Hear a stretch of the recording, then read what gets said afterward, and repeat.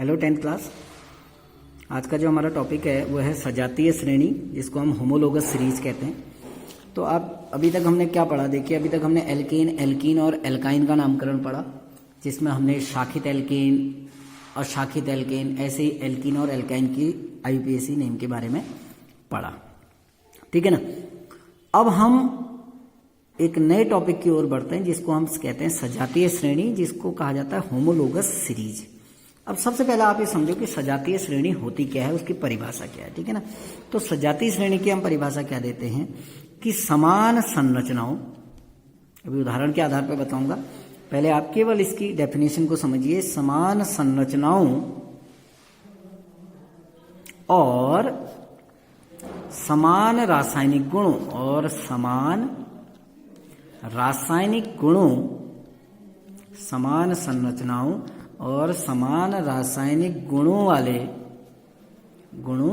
वाले कार्बनिक यौगिकों का एक ऐसा समूह, कार्बनिक यौगिकों का एक ऐसा समूह जिसमें क्रमांगत यौगिक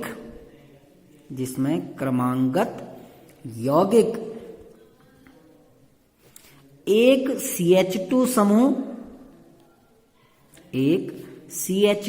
समूह या 14 AMU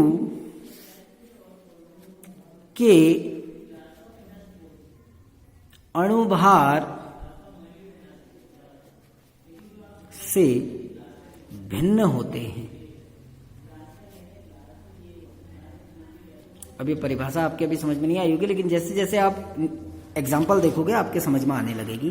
तो हम कहते हैं कि समान संरचनाओं और समान रासायनिक गुणों वाले कार्बनिक यौगिकों का एक ऐसा समूह जिसमें क्रमांगत यौगिक, क्रमांगत यानी एक के बाद दूसरा, जिसमें क्रमांगत यौगिक एक CH2 समूह द्वारा भिन्न होते हैं या 14 AMU के अणुभार द्वारा भिन्न होते हैं।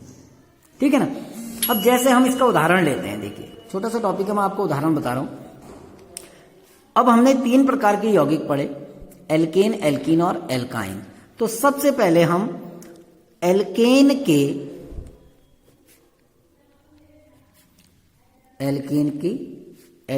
की सजातीय श्रेणी के बारे में पढ़ते हैं। सजातीय श्रेणी,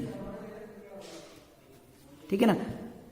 लास्ट ईयर का एक्सपीरियंस है कि जब एग्जाम में ये क्वेश्चन दिया जाता था तो बच्चे सजातीय श्रेणी जब पूछा जाता था तो बायोलॉजी का टॉपिक लिख जाते थे। जैसे समजात अंग होते हैं ना, तो वो समजात अंग लिख जाते थे। तो ये थोड़ा अंतर रखना, तो क्वेश्चन पेपर जब देखेंगे, अगर समजात अंग लिखा है तो वो बायोलॉजी से रिलेटेड है, लेकिन अगर सजातीय श्रेणी लिखा है, होमोलोगस सीरीज लिखा है, तो वो आपका रसायन से संबंधित होगा। और वो क्या होता है आपको बता रहा हूं कि एल्केन की सजातीय श्रेणियां।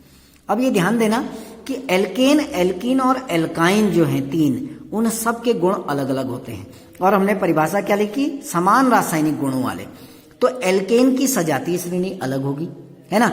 एल्कीन की सजातीय श्रेणी अलग होगी, एल्कीन की सजातीय श्रेणी जो है वो अलग होगी, सजातीय श्रेणी, अभी सबके उदाहरण बताता हूं। और एल्काइन की सजातीय श्रेणी अलग होगी। तो सबसे पहले एल्केन की बात करते हैं। एल्केन में देखो, जो सबसे पहला यौगिक है वो है मीथेन, CH4, है ना। और जो दूसरा एल्केन है, एल्केन यानी पहला 1 कार्बन वाला एल्केन, अब हम 2 कार्बन वाला एल्केन लेते हैं, फिर हम 3 कार्बन वाला एल्केन लेते हैं, 1 2 3, फिर हम 4 कार्बन वाला एल्केन लेते हैं, 1 2 3 4। अब हाइड्रोजन आप जोड़ सकते हो, CH3 सिंगल बॉन्ड CH3, ऐसे यहां पर क्या होगा, CH3 CH2 CH3, यहां क्या होगा देखो, CH3 CH2 CH2 CH3, है ना। पहले का नाम क्या है, मीथेन, मैथेन लिखो या मीथेन लिखो। दूसरे का नाम एथेन, तीसरे का नाम प्रोपेन, चौथे का नाम ब्यूटेन, है ना। अब आपने करना क्या है, इनके अणुभार निकालो। सबके अणुभार निकालते हैं। देखिए अणुभार निकालना आपको बताया है छोटी क्लासों में।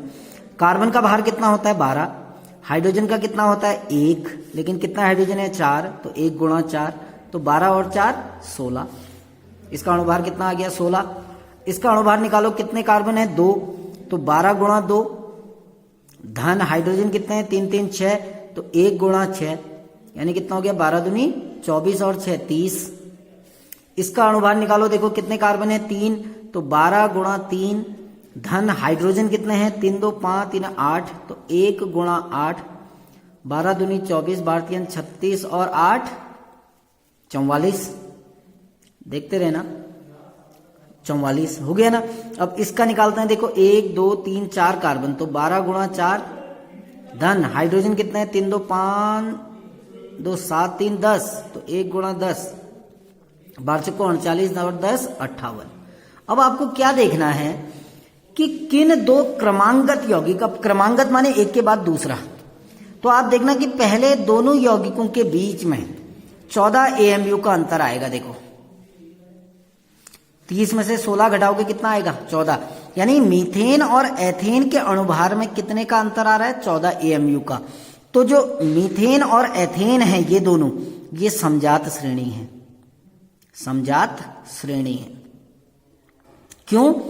क्योंकि इनके अणुभार में कितने का अंतर है 14 AMU का। और अगर कार्बन और हाइड्रोजन के आधार पर देखोगे तो किसका अंतर होगा CH2 का। इसमें कितने कार्बन है 1, इसमें कितने हैं 2, तो 1 कार्बन कम हो गया। इसमें कितना हाइड्रोजन है 6, इसमें कितने हैं 4, तो कितना हाइड्रोजन कम हो गए 2। यानी अगर समूह के रूप में कहें तो किसका अंतर है CH2 का, अणुभार में कितने का अंतर है 14। अब हम इन दोनों में आते हैं। अगर आप एथेन और प्रोपेन को देखेंगे तो इनमें भी कितने AMU का अंतर है 14 AMU का अंतर है ना। तो जो आपका एथेन और प्रोपेन है ये भी क्या है समजात श्रेणी, समजात श्रेणी है ना। ऐसे ही अगर आप प्रोपेन और ब्यूटेन में देखोगे, इसका 44 है इसका 58 है, इसको देखोगे तो इसमें भी 14 AMU का अंतर आएगा। तो ये जो आपका प्रोपेन और ब्यूटेन है ये भी क्या है समजात श्रेणी है ना। और इनमें अंतर देखोगे तो एक CH2 का होगा, देखो CH3 इसमें भी है, CH3 इसमें भी है ना, CH2 इसमें भी है, CH2 इसमें भी है, CH3 यहां भी है, CH3 यहां भी है, लेकिन अंतर किसका आ गया एक CH2 का।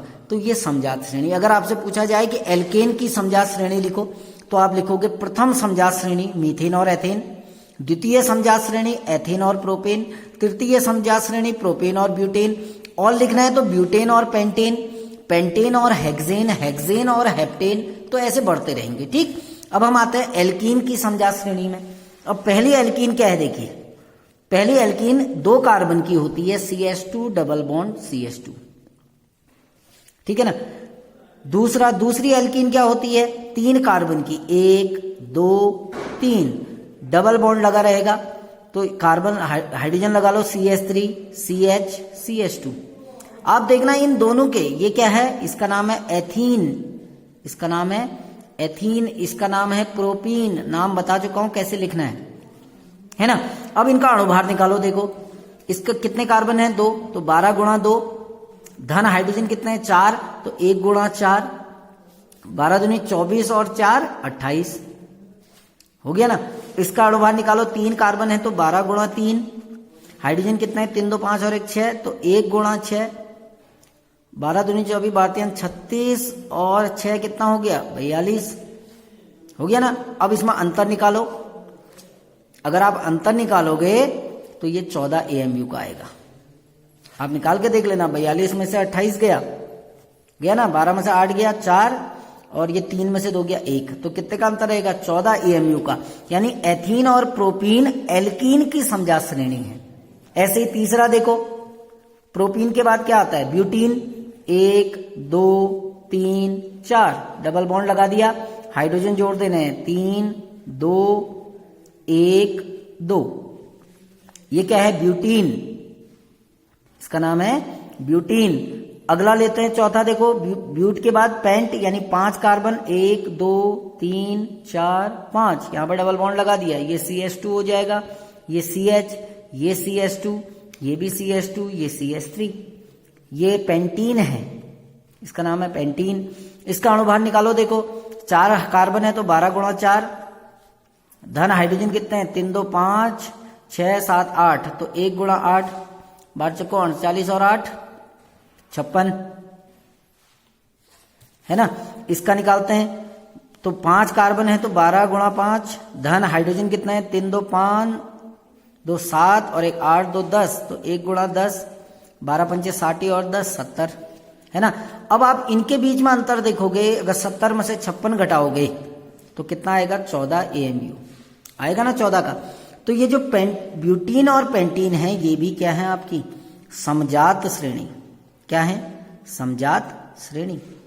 और आप इसमें कार्बन और हाइड्रोजन का अंतर भी देख सकते हो। देखो CH3 यहां भी है, CH3 यहां भी है, CH2 यहां भी है, CH2 यहां भी है, CH यहां भी है, CH यहां भी है, ये CH2 यहां भी है, ये यहां भी है। तो किसका अंतर है केवल एक CH2 का। तो ऐसे क्रमांगत कार्बनिक यौगिक जिनके मध्य एक CH2 समूह का अंतर होता है या 14 AMU के अणुभार का अंतर होता है, ऐसी एल्काइन की समजात श्रेणी, एल्काइन की समजात श्रेणी। अब एल्काइन देखो, पहला एल्काइन कितने कार्बन का होता है 2, तो CH ट्रिपल बॉन्ड CH, इसको कहते हैं एथाइन, इसका नाम है एथाइन हो गया ना। दूसरा देखो 3 कार्बन वाला CH3 single bond C triple bond CH, इसका नाम है प्रोपाइन।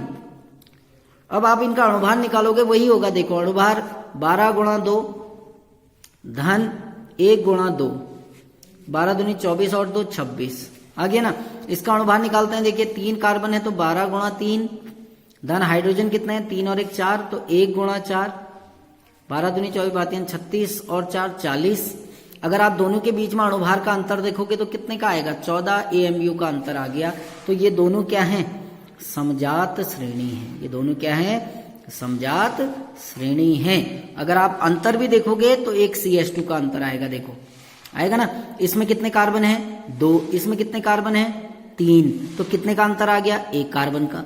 इसमें हाइड्रोजन कितने हैं 2, इसमें कितने हैं 4, तो कितने का अंतर आ गया 2 हाइड्रोजन का। तो कितने का अंतर हो गया एक CH2 का। ऐसे ही आप आगे को भी बढ़ा सकते हो इसको। तीसरा प्रोपाइन के बाद क्या आ जाएगा ब्यूटाइन। ब्यूटाइन यानी 1 2 3 4, यहां पर ट्रिपल बॉन्ड लगा दो CH2 CH3, इसका नाम है ब्यूटाइन। ब्यूटाइन।